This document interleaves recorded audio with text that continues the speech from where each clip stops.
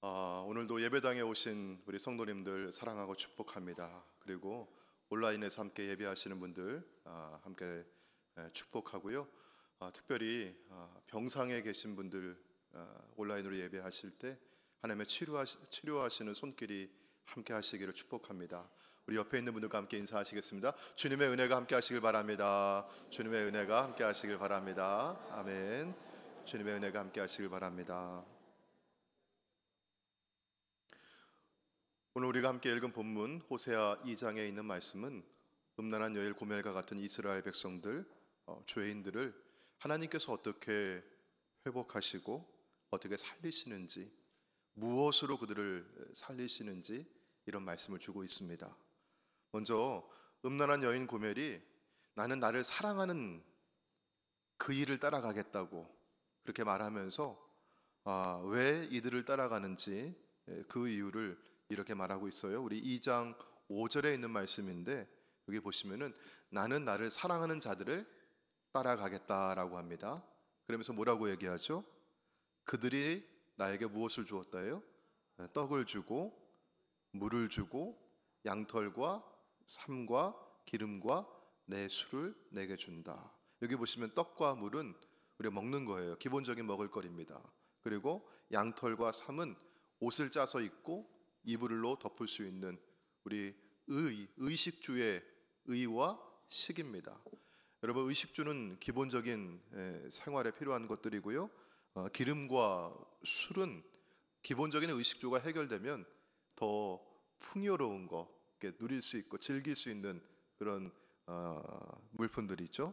자, 그런데 이걸 누가 준다고 얘기했어요? 바알이 준다고 하는 겁니다. 그래서 성경학자들은 이 구절을 해석하면서 당시 이스라엘 사람들 중에 바알 숭배자들이 풍요와 다산을 기원하는 제사를 드리면서 바알 신 앞에 우리 이렇게 찬양대가 찬양하듯이 이렇게 찬가를 부르고 노래를 했다. 이 구절로 이렇게 노래했다고 해석을 합니다. 씨를 뿌리면서 그리고 거름을 주면서 잡초를 제거하고 수확을 하면서 양털을 깎고 기름을 짜고 술을 빚으면서 이 노래를 불렀다고 하는 것이죠. 이런 노래를 흥얼거리면서 바알을 따라가는 이스라엘 백성들을 여러분이 한번 보고 계시다고 하면 여러분 한번 상상을 해보세요. 이스라엘 백성들은 누구의 백성이죠? 하나님의 백성이에요. 하나님께서 구원하신 백성들인데 이들이 누가 우리에게 물도 주고 곡식도 주고 술도 주고 기름도 주었다고 얘기하면서 노래하면서 가요? 바알이 줬다고 얘기하면서 그렇게 노래하면서 그 앞에서 춤도 추고 그 앞에서 절도 하고 그러고 있어요. 한번 여러분 상상해 보세요. 그러면 이거 제정신입니까? 아니면 이게 정신 나간 겁니까? 정신 나간 거 맞죠? 뭐 이렇게 말씀하시고 쑥스러워하세요. 우리 얘기 아니라요. 이거 저기 옛날 이스라엘 사람들 얘기인 거예요. 누구 정신 나간 거예요, 그렇죠? 그러면 여러분 이 정신 나간 사람 그렇게 한번 요즘 우리식으로 얘기하면 어떤 거냐면요. 여기 아내가 있는데 이 아내가 결혼한 사람이니까 아내예요. 남편이 있어요. 남편이 열심히 일해가지고 돈 벌어오고 있어요. 그래서 매일 먹는 밥도 쌀도 고기도 누가 준 돈으로 사가지고 오는 거예요? 남편이 벌어온 돈으로. 그리고 내가 입고 있는 이 옷도 누가 벌어준 것으로? 남편이 벌어온 것으로. 그런데 이 여자가 뭐라 그래요? 나는 정을 통하는 다른 남자가 있대요. 사랑하는 남자가 있대요. 그런데 뭐라 그래? 그 남자가 날 사랑한대. 그 남자가 나한테 아주 맛있는 밥도 사주고 그 남자가 나한테 명품 옷도 사주고 여봐 백도 사줬어. 그러면 자랑하면서 뭐라 그래요? 나 누구 따라갈래? 그 남자 따라갈래. 그러는 거예요. 정신 나갔어요? 제정신이에요? 정신 나갔죠? 그럼 남편이 그걸 알게 됐어요. 남편이 어떻게 할까요? 아유, 좋은 남자 만났네. 잘 가. 여러분, 그러면 그 남편도 정신 없는 거죠? 남편이 어떻게 할까요? 그러면요? 그러면 안 된다고. 그러면 안 된다고. 그러면서 뭐라고 하냐면 그 집을 나가려고 한 여자 못 가게 길을 막아서는 거예요. 그렇죠? 자, 여러분 김소월 시인의 진달래꽃이라고 하는 시를 기억하십니까? 나보기가 역겨워 가실 때에는 말없이 거의 보내드리우리다. 그러면서 뭘 깔아준대요? 그 앞에 진달래꽃을 쫙 깔아주겠대요. 꽃길만 걸어가시라고. 내 님은 꽃길만 걸어가시라고. 예, 그러면서 님 떠나가실 때 나는 눈물 흘리지 않겠노라고. 그런데 여러분, 이 시는 진짜 그런 마음일까요? 아니면 이게 반어법일까요? 예, 여러분 옛날 공부 잘하셨네요. 이게 반어법이라는 거예요, 이게. 예, 정말 마음은 그렇지 않다는 거. 내님 떠나가지 말라고, 내님 떠나가지 말라고 그렇게 울부짖는 마음이라는 거예요. 근데 김소월 시인은 굉장히 여성적인 필체를 가지고 그거를 반어법으로 표현을 한 겁니다. 근데 우리 하나님께서는요, 이걸 직설적으로 표현해 주셨어요. 떠나지 말라, 가지 말라, 못 간다. 그 말씀이 2장 6절입니다. 우리 같이 한번 읽어볼까요? 2장 6절. 자, 2장 6절. 자, 시작. 그러므로 내가 가시로 그 길을 막으며 담을 쌓아 그로 그 길을 찾지 못하게 하리니. 아멘. 여러분, 우리가 인생을 살다 보면 때로 길이 막힐 때가 있어요. 예, 내가 가고 싶은 길이 있어가지고 막 달려가는데 그 앞에 막 돌 있어가지고 자갈밭이 있어가지고 힘들어. 아유, 못 가겠어. 심지어 뭐가 있어요 보니까요, 가시밭길이 있는 거예요. 아, 막 찔리는 거예요. 발이 못 가겠는 거예요. 또 길을 찾다 보니까 앞에 뭐가 있어요? 담이 있어요. 캄캄해요. 가다 보니까 그냥 이마로 찍고 부딪혀가지고 머리도 깨지고 아프고, 다리는 그냥 가시밭 밟고 가느라고 상처투성이고. 그러면요, 보통은 우리가 생각할 때, 여러분, 내가 가고 싶은 길이 막혔다, 길이 막혔다, 길이 없다고 할 때 그걸 여러분 우리는 축복이라고 여깁니까? 아니면 저주라고 여깁니까? 그렇게 여길 때가 많이 있어요, 우리는요. 그렇죠? 그런데 지금 이 여인은 제대로 되는 길을 걸어가려고 했던 거예요? 아니면 정신 나가가지고 이상한 남자를 따라가려고 하는 거예요? 지금 보니까 정신 나간 거예요. 그러면 그 길을 막아서는 게 축복입니까? 저주입니까? 그건 축복인 거예요, 사실은요. 그럼 길을 막아서는 건, 우리가 때로 죄의 길을 걸어가면서 야, 바알이 우리한테 이걸 주었대, 예? 야, 무엇이 우리에게 이걸 보장해 주었대 라고 하면서, 하나님 주신 건데 하나님은 은혜 알지 못하고, 하나님 내게 주신 거 그거 내가 기억하지 못한 채, 야, 내가 이만큼 이루었노라고 자랑하며 걸어가는 길, 혹은 바알이 나를 위해서 이루어진 길이라고 그렇게 따라가는 그 길을 하나님께서 가시밭으로 막아주시고, 하나님께서 담을 쌓으셔서 그 길을 막아주신다고 한다면 이건 은혜이고 사랑이고 축복임을 여러분 기억하시길 바랍니다. 우리가 인생의 길을 걸어갈 때 때로 길이 막혀가지고 내 인생에 브레이크가 걸렸구나 라고 여길 때가 있어요. 그때 여러분, 이 인생의 브레이크를 어떻게 보느냐가 중요한 것입니다. 이걸 부정적으로만 보고, 내가 길이 막혔다고, 길을 찾지 못한다고, 내가 내 인생, 잘 나가던 내 인생에 이게 발목을 잡았노라고 그렇게 원망하고 탓하기보다는, 내 인생이 지금 어디로 걸어가고 있는지, 무엇을 향해 있는 것인지, 내가 제대로 걸어가고 있는 것인지, 여러분 그걸 한번 점검해 보라고 하시는 하나님의 뜻이 있는 줄로 믿습니다. 가시밭길 걸어갈 때, 때로는 담으로 길이 막혀 있어서 막막해 있을 때, 여러분 가던 길을 잠시 멈추시기 바랍니다. 내 인생의 방향이 하나님을 향해 있는 것인지, 아니면 바알, 하나님 아닌 다른 우상을 향해 있었던 것인지, 다시 한번 내 마음이 무엇을 향해 기울여져 있는지 돌아보시길 바랍니다. 그래서 오늘 말씀 가운데 이 가시와 담은 하나님의 사랑의 표현입니다.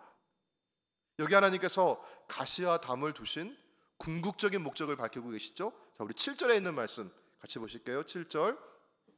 자, 같이 읽습니다. 시작. 그가 그 사랑하는 자를 따라갈지라도 미치지 못하며 그들을 찾을지라도 만나지 못할 것이라.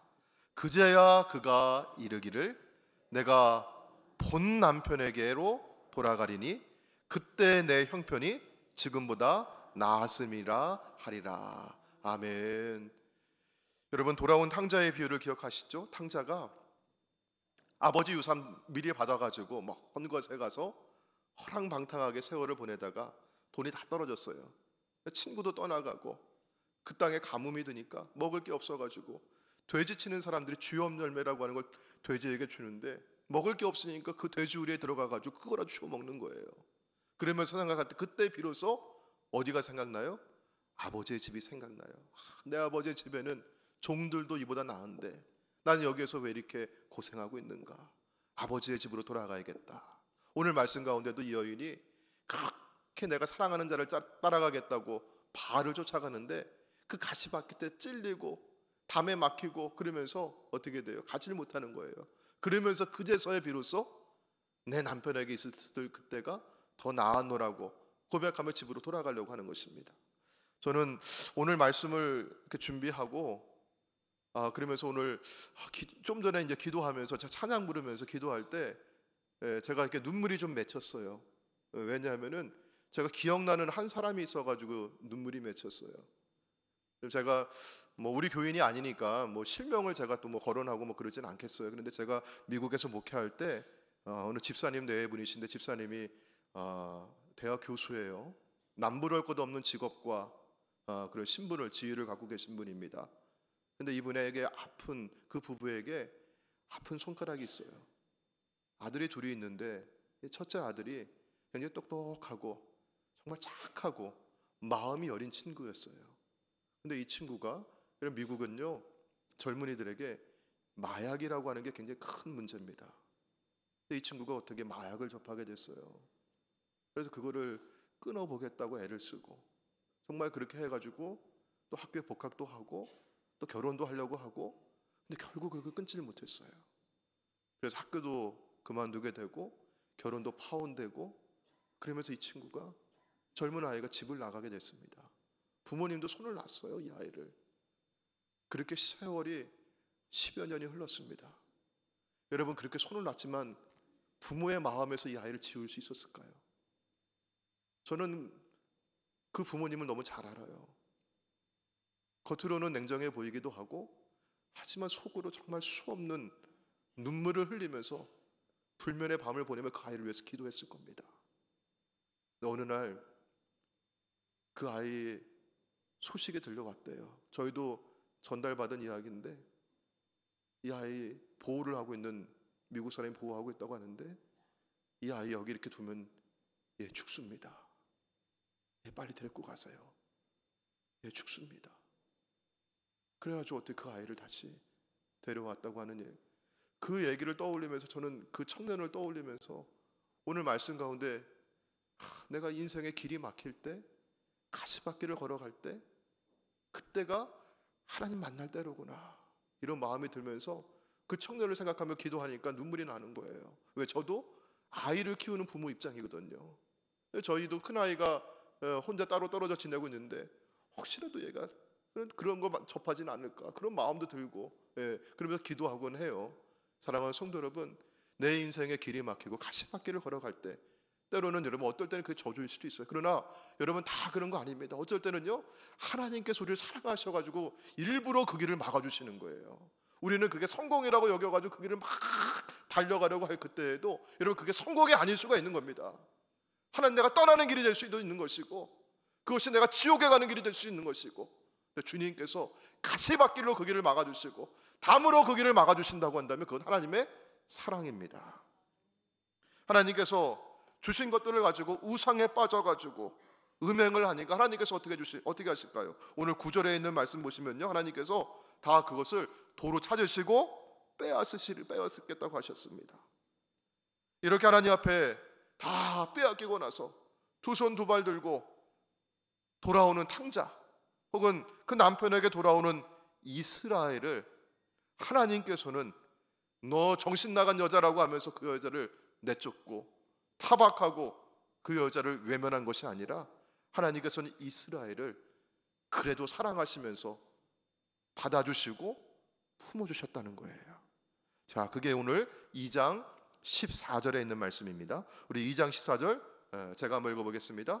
그러므로 보라 내가 그를 타일러 거친 들로 데리고 가서 말로 위로하겠다. 이 하나님 말씀입니다.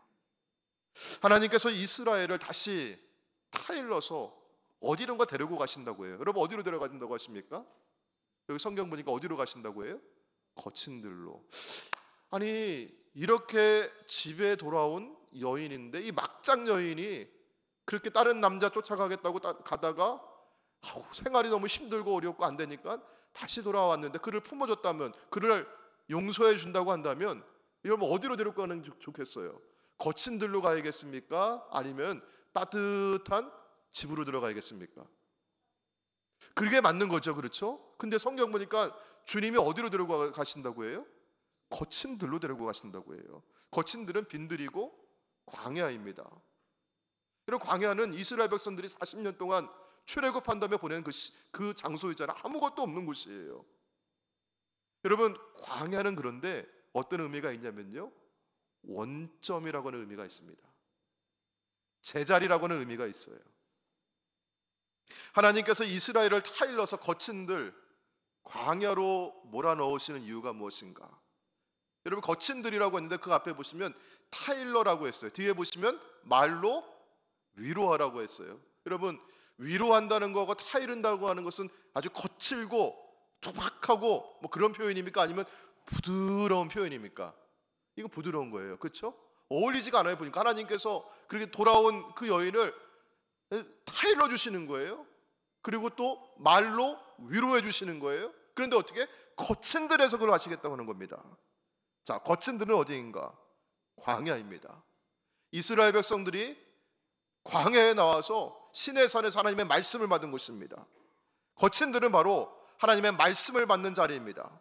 이스라엘 백성뿐만이 아니라 850대 1의 영적 대결에서 승리했던 엘리야가 내일 이맘때면 내가 저들 중에 한 사람처럼 내 생명을 찾으리라고 하는 이세벨의 위협에 도망을 해서 광야에 들어가 가지고 그가 호렙산의 한 동굴 앞에서 그가 하나님의 세미한 음성을 들었던 바로 그곳입니다.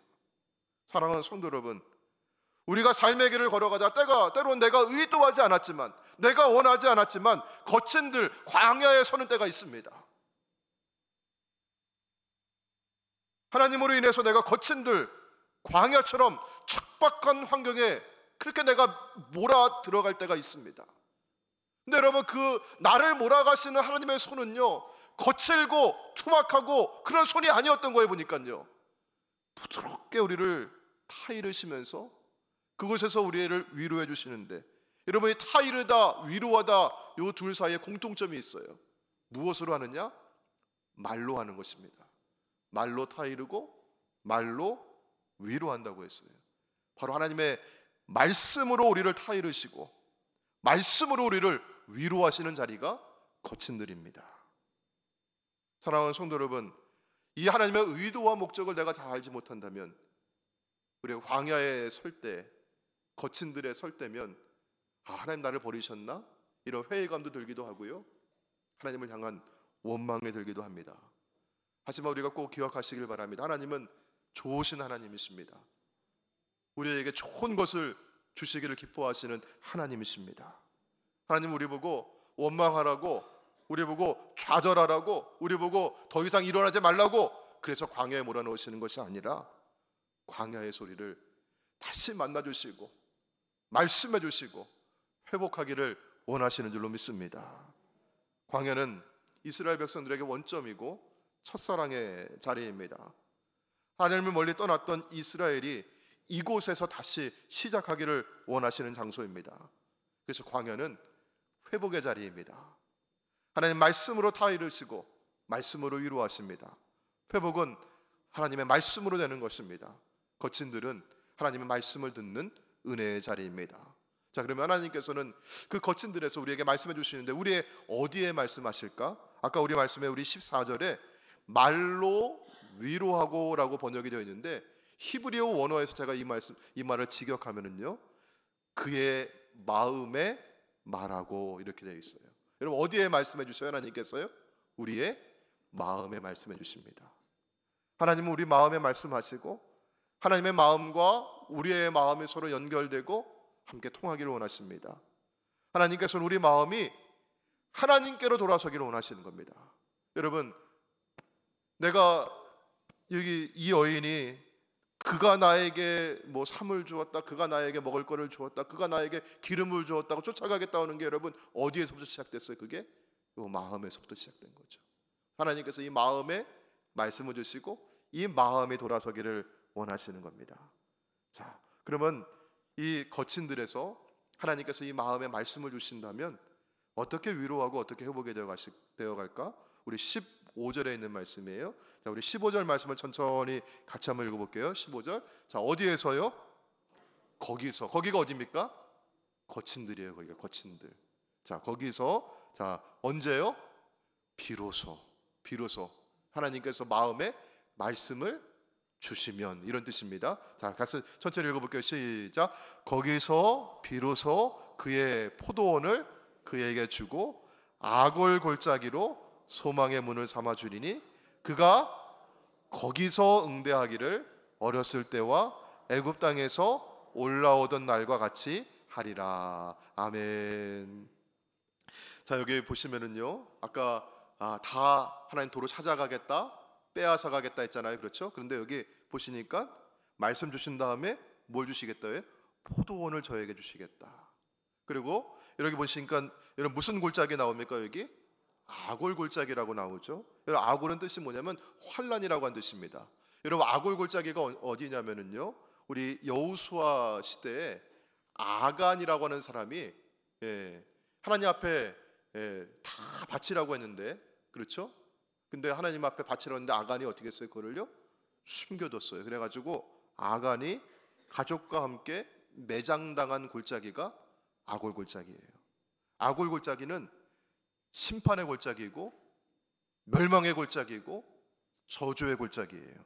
자, 그런데 이 아골 골짜기로 하나님께서 마음의 말씀을 주시니까 이 아골 골짜기를 무엇으로 바꿔주시겠다고 해요? 소망의 문을 삼아주시겠다고 하나님께서. 아멘. 사랑하는 성도 여러분, 하나님께서 우리 마음에 말씀을 주시기 시작하고 우리의 마음을 회복하신다면 아골 골짜기와 같은 이스라엘의 영적 상태도 하나님께서는 소망의 문으로 바꾸어 주실 줄로 믿습니다. 정말 죄를 지어서 내가 죽어야 될 그 자리였는데 하나님께서는 그 자리에서 십자가의 은혜로 말미암아 우리를 살리시고 우리에게 천국의 문을 열어 주신 줄로 믿습니다. 여러분, 이것이 바로 이스라엘을 회복하시겠다고 하시는, 그리고 오늘 저와 여러분을 회복하게 하시겠다는 하나님의 약속의 말씀입니다. 비록 절망과 저주의 아골 골짜기라 할지라도 오늘 내가 살아가는 삶의 길이 아골 골짜기와 같은 사망의 음침한 골짜기를 지나고 있다 할지라도 하나님께서 마음을 돌이키시고 말씀을 그 마음에 받는 저와 여러분에게는 그 아골 골짜기를 소망의 문으로 변화시켜 주실 줄로 믿습니다.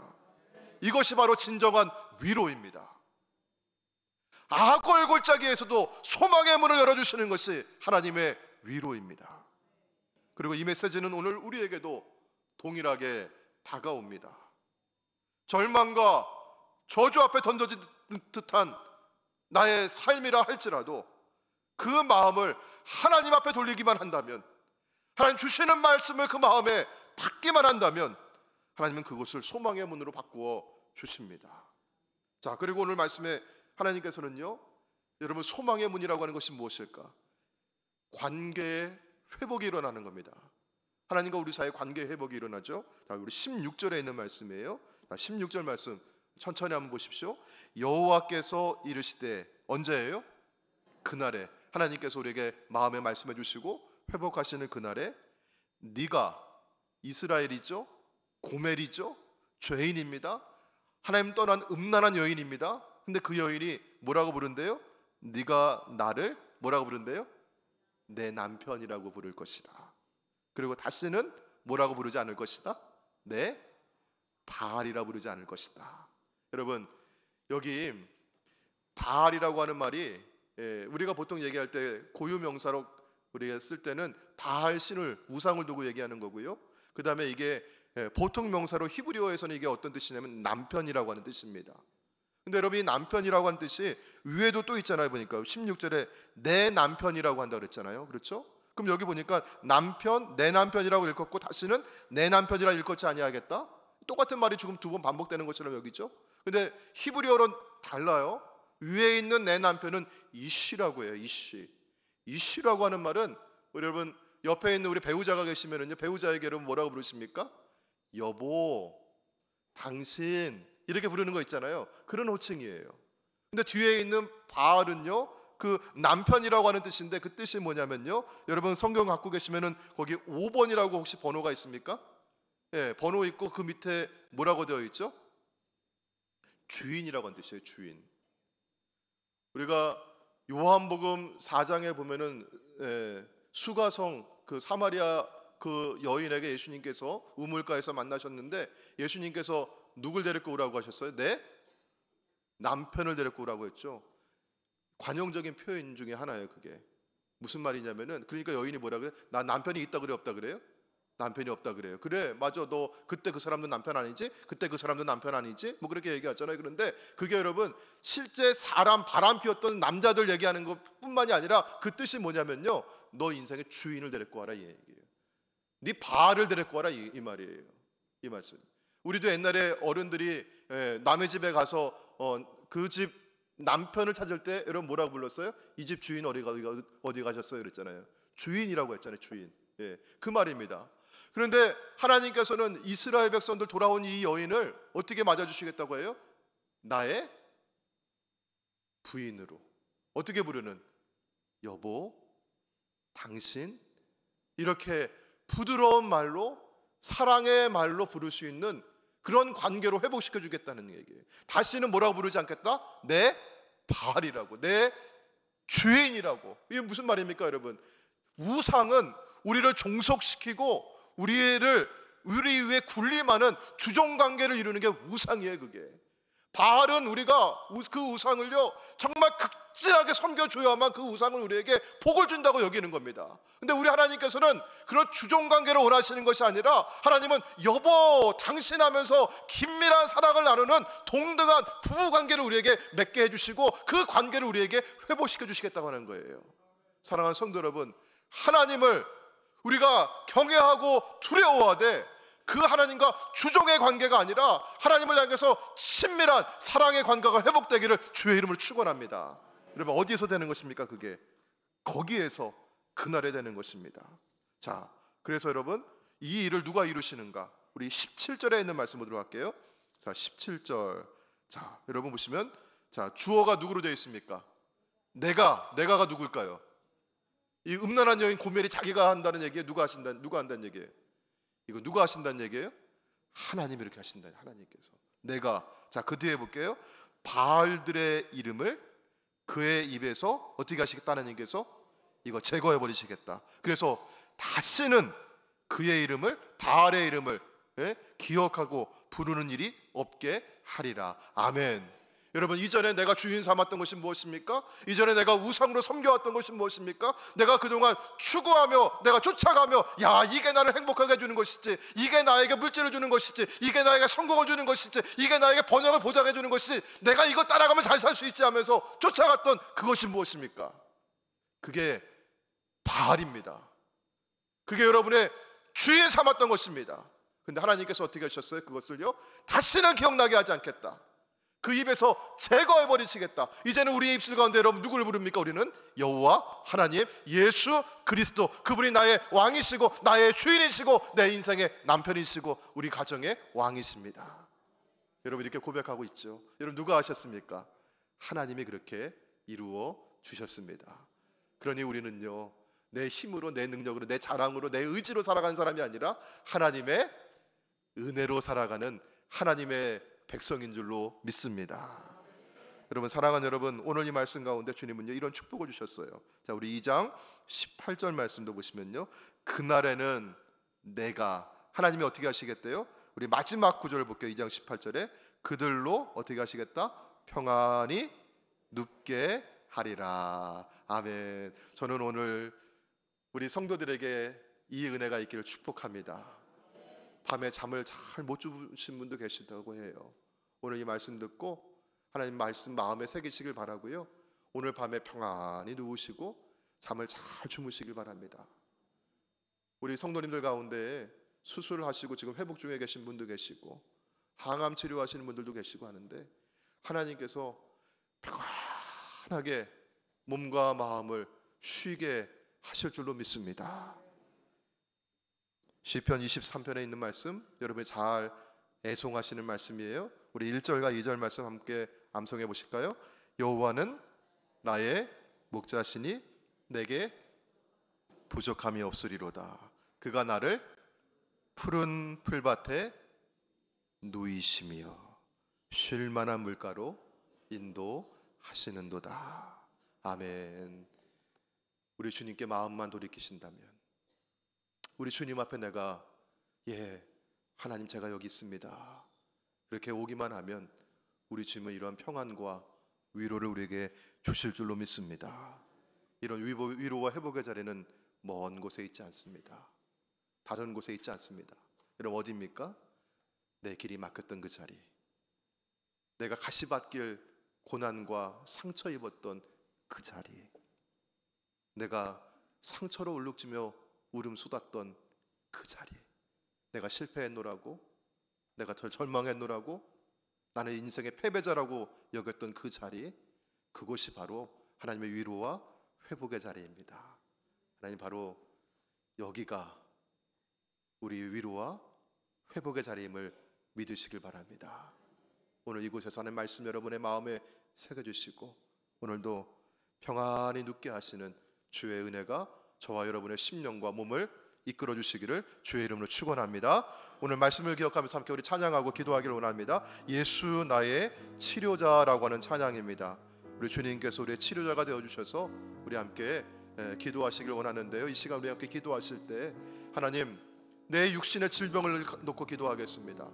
이렇게 같이 우리 여러분 기도하시면서, 여러분 아픈 부위가 있는 분들은요, 무릎이 아프신 분들은 무릎에 손을 얹고 기도하시길 바라고요, 여러분 여기 허리가 아프신 분들은 허리에 손을 얹으시길 바라고요, 여기 폐, 심장 아프신 분들 그 부위에 손을 얹으시고, 그리고 마음의 고통과 아픔 가운데 있는 분들, 삶의 문제로 힘겨운 분들은 가슴에 손을 얹고, 복잡한 머리의 생각 때문에 많이 힘들어하시는 분들은 또 머리에 손을 얹으시고, 눈에 녹내장이나 혹은 황반면성 그런 걸로 인해 고생하시는 분들도 계시잖아요. 눈에 손을 대시고, 그렇게 주님의 손이 내 이 손 위에 포개주시고 주의 치료의 손으로 만져주신다고 하는 기대와 마음 가지시고 이렇게 우리 찬양하고 기도하겠습니다. 예수 나의 치료자.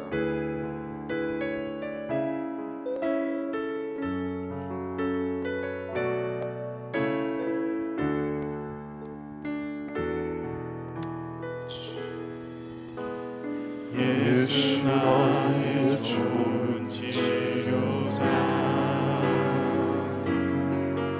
그의 눈이 머무는 곳은 나의 슬픔과 고통, 고개 들어 그의 눈을 볼 때에 난 알았네. 예수 나의 좋은 치료자,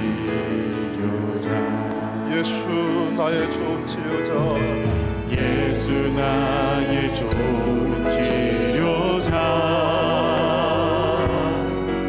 그의 손길이 닿는 곳은 나의 상처와 아픔, 영원히 흐를 것 같았던 눈물 다 멎었네. 예수 나의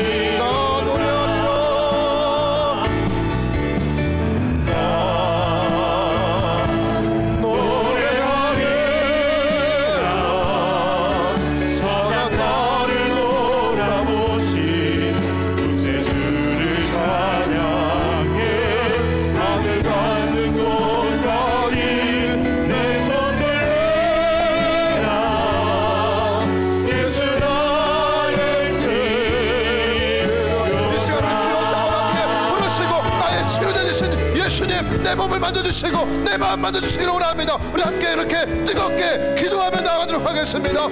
주여 주여 주여. 아버지 하나님 감사합니다. 아버지 이 시간 나의 치료자가 되신 아버지 주의 손으로 아버지 나의 연약한 육신을 만져주시라기를 원합니다.